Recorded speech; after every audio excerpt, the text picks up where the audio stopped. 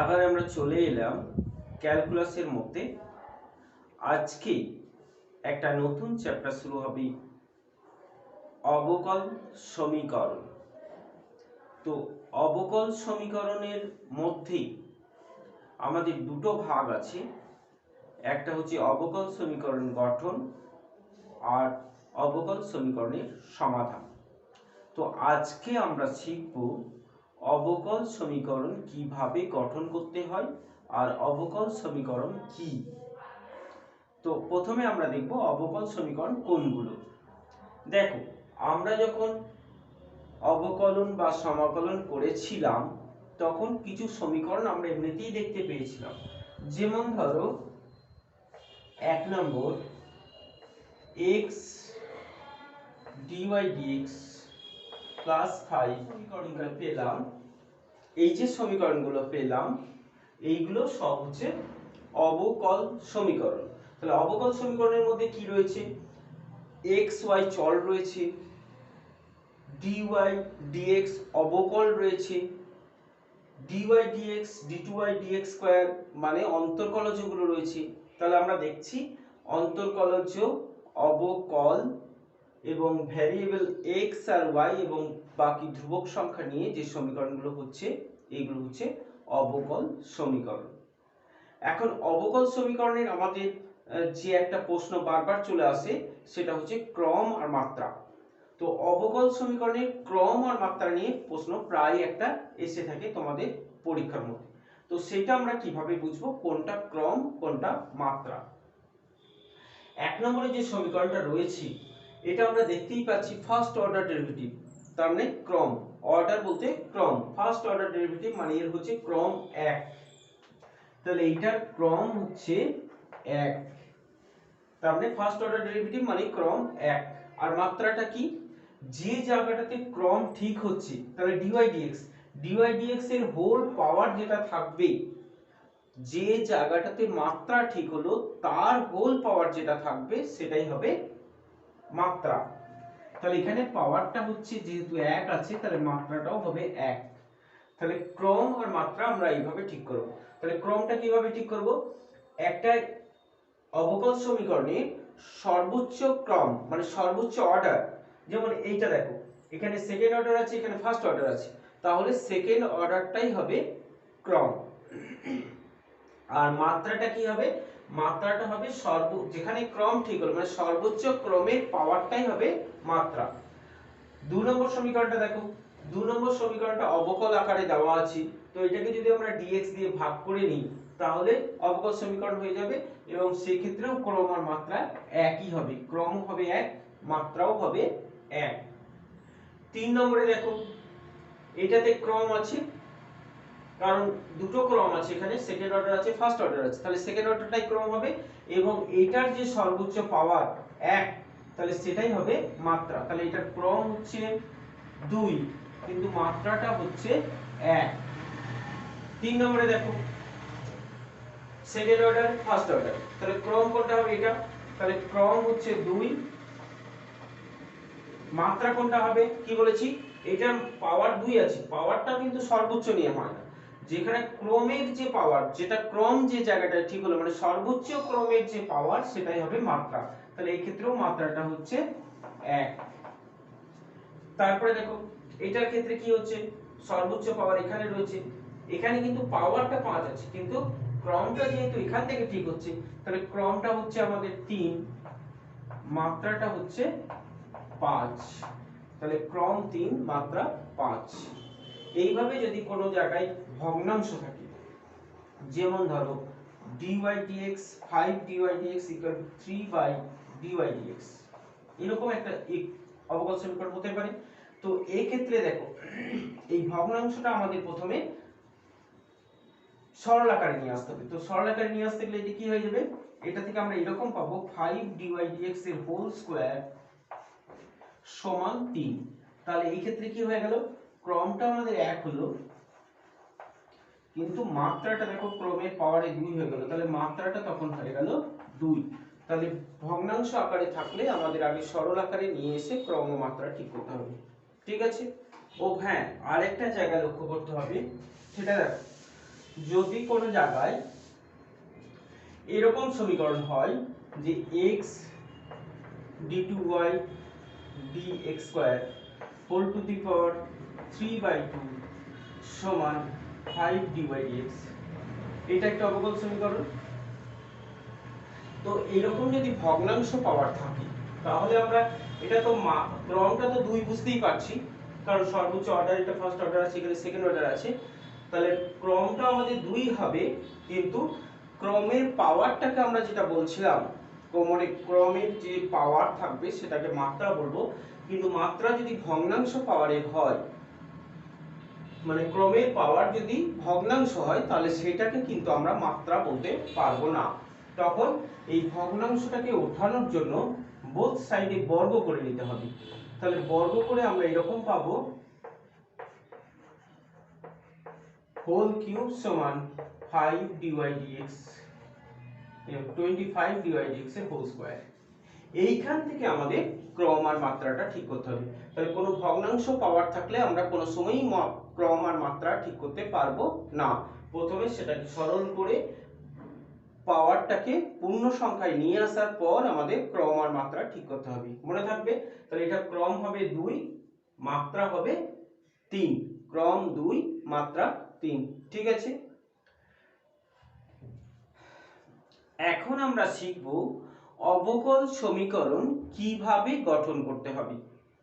দেখো, অবকল সমীকরণ গঠন করার জন্য আমাদের যেটা করতে হবে, এটা একটা সমীকরণ, সাধারণ সমীকরণ, মানে এটাকে বলা হয় কো ইকুয়েশন। তো এখানে x আর y এই দুটো হচ্ছে ভ্যারিয়েবল, m আর 2 এই দুটো হচ্ছে ধ্রুবক। তো m হচ্ছে এখানে স্বেচ্ছ ধ্রুবক বা আরবিটারি কনস্ট্যান্ট, আর এটা হচ্ছে নির্দিষ্ট ধ্রুবক। তো এই যে আরবিটারি কনস্ট্যান্ট বা স্বেচ্ছ ধ্রুবক আছে, এই স্বেচ্ছ ধ্রুবককে অপনয়ন করে ডেরিভেটিভের সাহায্যে, অবকলনের সাহায্যে এই স্বেচ্ছ ধ্রুবকটাকে যদি যখন অপনয়ন হয়ে যাবে তো সেইটাকে আমরা বলবো অবকল সমীকরণ। তো সাধারণত স্বেচ্ছ ধ্রুবকের নাম্বারের উপর, মানে স্বেচ্ছ ধ্রুবক যতগুলো আছে তত অর্ডারের অবকল সমীকরণ গঠন হয়। কিছু এর ব্যতিক্রম ক্ষেত্রও আছে, কারণ কিছু স্বেচ্ছ ধ্রুবক এমন ভাবে থাকে যেটা মানে এমন ভাবে থাকে বোঝা যায় না যে স্বেচ্ছ ধ্রুবকের আসল সংখ্যা কত। যেমন ধরো ax plus by plus c equal to 0। তো এখানে স্বেচ্ছ ধ্রুবক বলতে তিনটে রয়েছে, কিন্তু আমরা এটাকে যদি এইভাবে লিখি যে c দিয়ে যদি বোথ সাইডকে ভাগ করে দিই, তাহলে আমরা পাবো a/cx plus b/cy plus 1 equal to 0। তার মানে এখানে স্বেচ্ছ ধ্রুবক a/c একটা আর b/c একটা, তাহলে স্বেচ্ছ ধ্রুবক দুটো হয়ে গেল।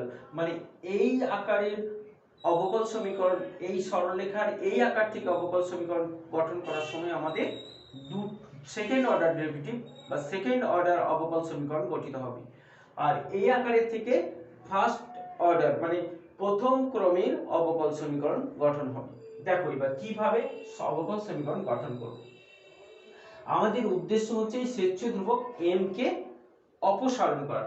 তাহলে m কে যদি অপসারণ করতে হয় তাহলে আমরা যেটা করব যে m টাকে আলাদা করে নেব।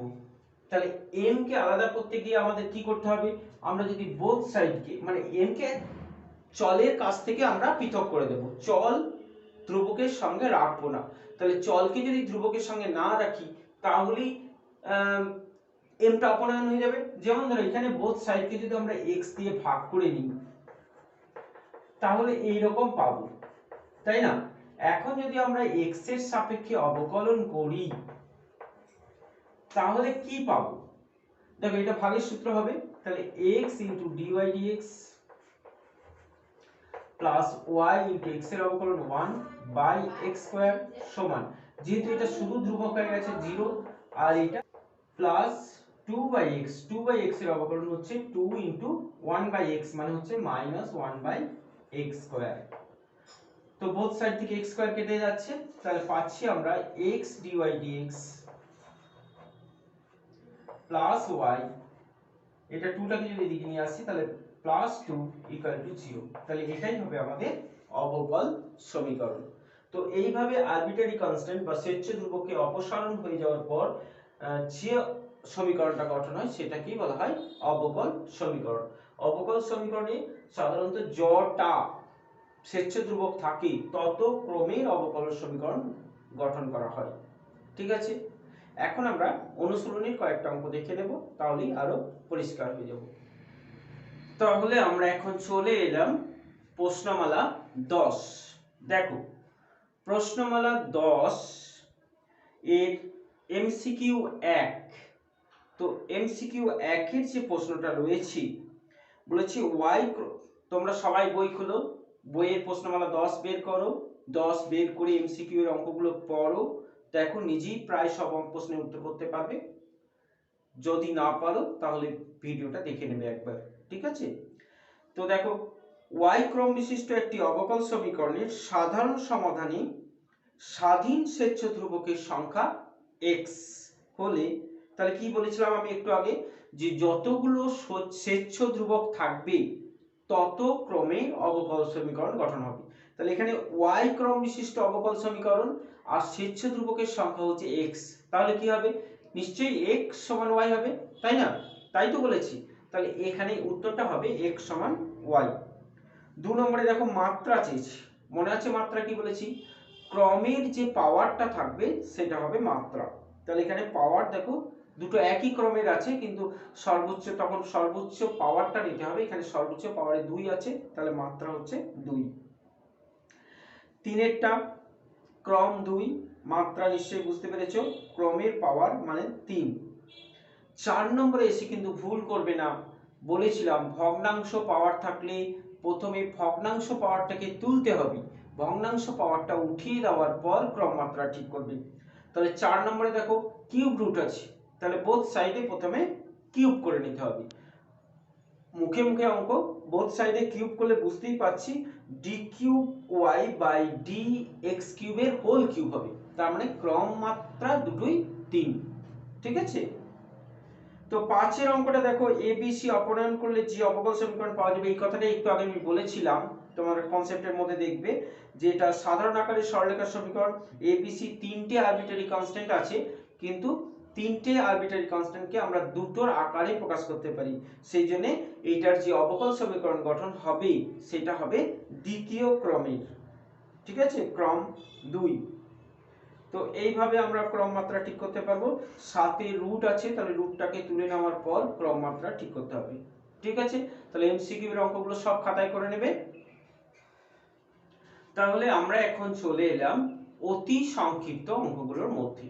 দেখো অতি সংক্ষিপ্ত অঙ্ক বলতে আমাদের কি বলেছে, যে এ এম সি এই 3টে স্বেচ্ছ ধ্রুবককে অপনয়ন করে আমাদের অবকল সমীকরণ গঠন করতে হবে। তাহলে এখানে 1 নম্বরে যেটা দিয়েছি এটা আমরা দেখতে পাচ্ছি, এটা হচ্ছে একটা অধিবৃত্তের সমীকরণ। আমরা ক্লাস 11 এ পড়েছিলাম অধিবৃত্তের সমীকরণ। এখানে স্বেচ্ছ ধ্রুবক আছে কে, এ, তাহলে এটাকে অপনয়ন করে আমাদের অবকল সমীকরণ গঠন করতে হবে। আর যেহেতু স্বেচ্ছ ধ্রুবকের সংখ্যা একটাই রয়েছে, তাহলে এখানে ফার্স্ট অর্ডার অবকল সমীকরণ মানে প্রথম ক্রমের অবকল সমীকরণ হবে। তো তার জন্য আমি কি বলেছিলাম, যে যাকে অপনয়ন করতে হবে তার কাছে যে ভ্যারিয়েবল আছে, তাহলে এর কাছে ভ্যারিয়েবল রয়েছে x, এই x টাকে এর কাছ থেকে আমাদের সরিয়ে নিতে হবে। তাহলে x টাকে এর কাছ থেকে কিভাবে সরাবো, বোথ সাইডকে যদি আমরা x দিয়ে ভাগ করে নিই তাহলে পাবো y² / x = 4a। আর কিছুই নয়, যে এই যে 4a হয়ে গেল। এবার যদি আমরা অবকলন করে দিই, আমরা জানি যে কোনো ধ্রুবক সংখ্যার অবকলন হয় 0, তার মানে এটা চলে যাবে, মানে এটা অপনয়ন হয়ে যাবে। সেই জন্য আমরা প্রথমে ভ্যারিয়েবলটাকে ওর কাছ থেকে সরিয়ে নিলাম। তো এটা ভাগের সূত্র হলো, তাহলে x * y² এর অবকলন হচ্ছে 2y * y1, dy dx কে y1 দিয়ে লেখা হয়, এটা তোমরা জানো, বাই মাইনাস y² * x এর অবকলন হচ্ছে 1 বাই x² সমান হচ্ছে 0, বা y দিয়ে ভাগ করা যাচ্ছে by 2xy y1 minus y² সমান হচ্ছে 0। এখন দুটোই যেহেতু y আছে তাহলে y দিয়ে ভাগ করা যাচ্ছে, তাহলে 2xy1 মাইনাস y সমান হচ্ছে 0।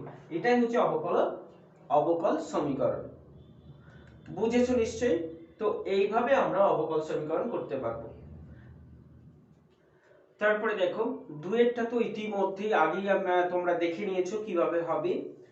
তিনেরটাও তাই, এখানে দুটো ভ্যারিয়েবল আছে, কনস্ট্যান্ট সি মানে আরবিটারি কনস্ট্যান্ট একা হয়েই আছে, অতএব সরাসরি অবকলন করে দিলেই হয়ে যাবে। 4 নম্বরে কনস্ট্যান্ট আছে a, তার সঙ্গে cos 2x টা ভ্যারিয়েবল আছে, তাহলে মানে cos 2x টাকে বাঁদিকে নিয়ে চলে আসতে হবে, মানে y বাই cos 2x সমান a, তারপর অবকলন করলে হয়ে যাবে।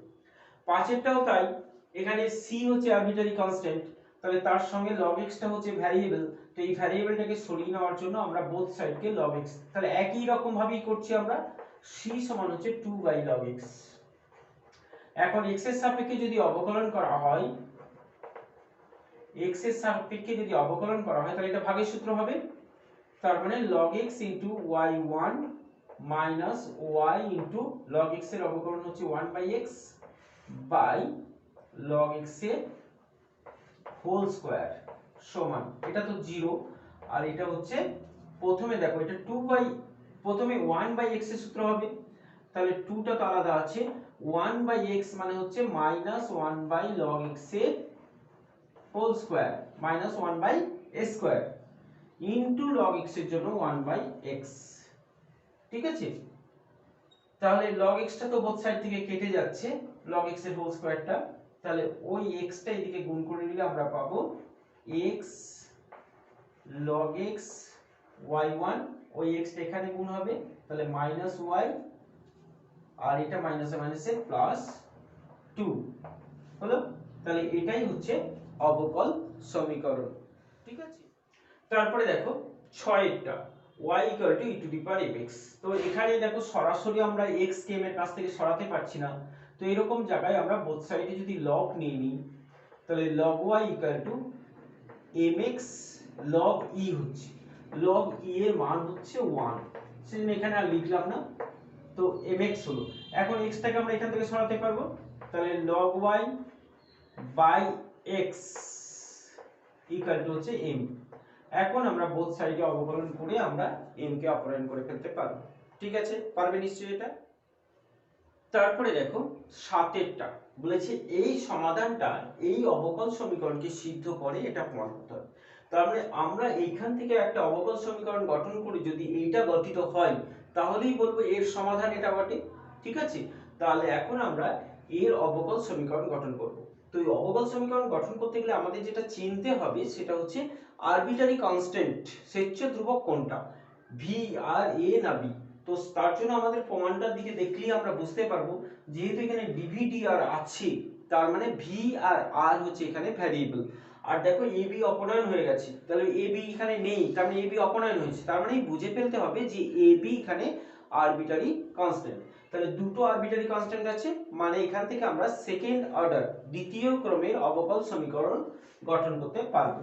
তাহলে প্রথমে আমাদের একটা বি আলাদা হয়েই রয়েছে, যেহেতু বলেছি অবকল সমীকরণ গঠন করার সময় আমরা কি করব, কনস্ট্যান্ট গুলোকে একা করে দেব, তারপর অবকল করব। তো এখানে বি তো একাই রয়েছে, তাহলে আমরা ফার্স্টই আর এর সাপেক্ষে, এখানে দেখি বুঝতেই পাচ্ছি যে আর এর সাপেক্ষে অবকলন করেছি, তাহলে আর এর সাপেক্ষে অবকলন করে আমরা পাবো কি পাবো, ডিভি ডিআর ইকুয়াল টু, এটা 1 বাই আর আছে, তাহলে a into minus 1 by r square, আর এটা তো 0, ঠিক আছে, এটা পেলাম আমরা। আবার কি করব আমরা, আবার আমরা a টা এখানে আরবিটারি কনস্ট্যান্ট, তাহলে এই a টাকে আমরা ভ্যারিয়েবল r এর কাছ থেকে পৃথক করে নেব, তাহলে r টাকে আমরা এইদিকে নিয়ে চলে আসছি, তাহলে পাচ্ছি r square into dv dr equal to হচ্ছে a। এবার আমরা আরেকবার অবকলন করে দিলেই আমাদের a টা অপনয়ন হয়ে যাবে, তাহলে এটা গুণের সূত্র আছে, তাহলে r square into d2v by dr plus into r স্কয়ারের অবকলন হচ্ছে 2r সমান হচ্ছে 0।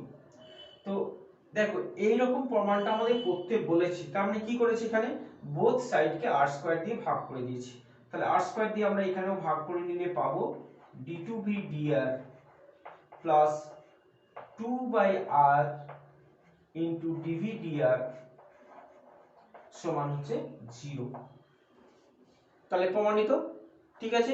বুঝতে পারছো নিশ্চয়ই। তারপরে দেখো 8 তো 8টাতে যদি আমরা পাওয়ারে এক্স আছে, যদি আমরা লগ নিয়ে নিই, 8 অঙ্কটাতে যদি আমরা বোথ সাইডে লগ নিয়ে নিই, তাহলে দেখবে আরবিটারি কনস্ট্যান্ট হিসেবে এ আর বি যে দুটো রয়েছে ওই দুটো এক জায়গায় হয়ে একটা কনস্ট্যান্টের মতো ব্যবহার করবে, যার জন্যে এই সমীকরণটা ফার্স্ট অর্ডার সমীকরণ গঠন করবে। তাহলে আমরা লগ নিয়ে উভয় পক্ষকে এক্স এর সাপেক্ষে অবকলন করে দেব, তাহলেই 8 নম্বরটা হয়ে যাবে। 9 নম্বরটা দেখো একই রকমের প্রশ্ন। এই অবকল সমীকরণের একটা সমাধান হচ্ছে এক্স এ কস রুট মিউ টি।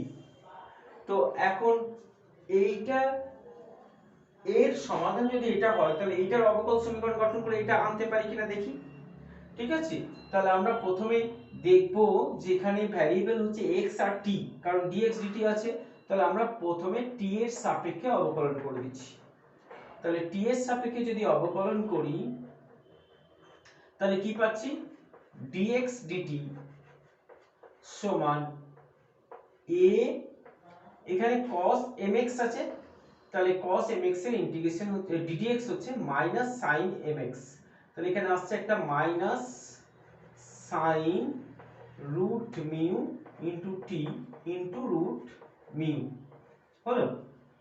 এরপর আমরা যদি আরো একবার অবকলন করে দিই, তাহলে d2x by dt square equal to minus a, এটা সাইন আছে, এটা তাহলে আবার cos হয়ে গেল, cos root mu t into আরেকটা রুট মিউ আসবে, দিয়ে এখানে হয়ে গেল মিউ। ঠিক আছে, এবার দেখো পুরো টার্মটা একসাথে যদি আমরা x টা বসিয়ে দিই, তাহলে এই পুরো জায়গাটা একসাথে অপনয়ন হয়ে যাচ্ছে। তাহলে d square x by dt square equal to হচ্ছে মাইনাস মিউ x বা d2x by dt square plus mu x সমান হচ্ছে 0। ব্যতিক্রম ক্ষেত্র বলেছিলাম যে সাধারণত দুটো আরবিটারি কনস্ট্যান্ট থাকলে দ্বিতীয় ক্রম হয়, কিন্তু এখানে আরবিটারি কনস্ট্যান্ট একটাই ছিল কিন্তু এটা দ্বিতীয় ক্রম হয়ে গেল। আবার কোন জায়গায় দেখছো দুটো আরবিটারি কনস্ট্যান্ট থাকলে একটা হয়ে যাচ্ছে, তবে এগুলো ব্যতিক্রম চরিত্র। তোমাদের সাধারণ নিয়মটা হচ্ছে যটা আরবিটারি কনস্ট্যান্ট থাকবে ততটাই কিন্তু তত ক্রমের অবকল সমীকরণ গঠন করতে হবে। কিছু ব্যতিক্রম ক্ষেত্র সেগুলো আলাদা করে মনে রাখতে হয়। তবে এই মনে রাখবে sin mx বা cos mx এর যে টার্মগুলো থাকবে সেই টার্মগুলো ডেরিভেটিভ করার সময় বা অবকল সমীকরণ গঠন করার সময় কিন্তু ভ্যারিয়েবলকে পৃথক করতে পারবে না। তো সেগুলো সরাসরি, তাহলে কখন বললাম sin mx বা cos mx এই টার্মগুলোতে যখন আমরা অবকল সমীকরণ গঠন করব তখন সরাসরি অবকলন করে দিতে হবে পরপর দুবার, দেখবো আবার ঘুরে চলে আসবে যেটা ছিল সেটাই, তখন সেখানে ওই মানটা বসিয়ে দিলেই আমাদের ওই টার্মটা পুরো একসাথে অপনয়ন হয়ে যাবে। ঠিক আছে, তাহলে আপাতত এই পর্যন্ত রইল, আমরা পরের ভিডিওতে পরের অংশটা দেখব। ঠিক আছে।